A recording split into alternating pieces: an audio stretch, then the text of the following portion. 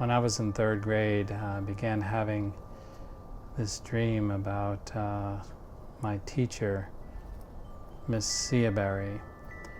And along the way, it's not only been a recurring dream, but it can also take the form of just a passing thought that runs through my mind during the day. And this dream starts out where I am reporting to her class for the first time in third grade, and she's getting on with all the other students. And when it comes time to look at me, she looks at me with this stare of complete lack of emotion, devoid of any expression, and her eyes just glazed over without blinking. And then she would turn away and just carry on as if nothing had happened with all the other kids. I would feel her presence bearing down upon me, and I would look up and only to find her staring at me once again with this completely blank stare. She knew that I knew what was going on, and my mother had had enough of it. Initially, she just thought it was just product of my overactive imagination and that maybe I just didn't like going to school. But eventually I convinced her that there was something very wrong. So she went through the process of inviting Miss Seabury to our house.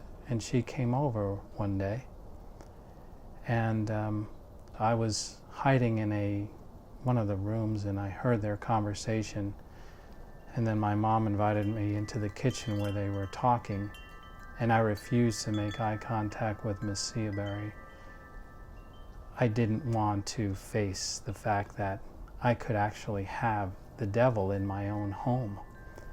But my mom said how lucky I was to have Miss Seabury as my teacher. And so when they were done with their conversation, they headed outside, and Miss Seabury got in her car and began to drive away. And at that point, I ran out of the house, and I saw her car pulling out onto the road, and I started to run alongside her car. And I'm looking into her window to see if she's going to crack, and I couldn't run any faster. But her car kept moving forward, and her head started to turn in such a way that she never lost contact with my eyes. And when I stopped running, her head continued to turn backwards until the point where it's completely turned around and sort of pulled out of its socket like a doll that you buy and play with its head so it turns its head all the way around. And she said to me, "You see, Billy, it's all in your imagination. It's all in your imagination."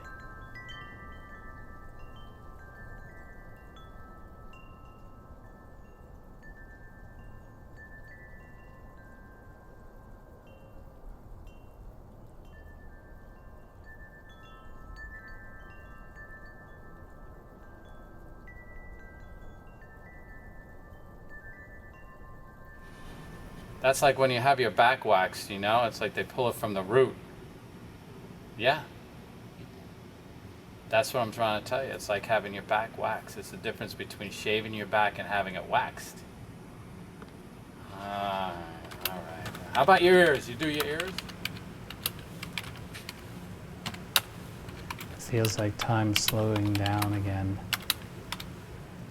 And it feels like everything's going in slow motion. It was all in my imagination. It was all in my imagination.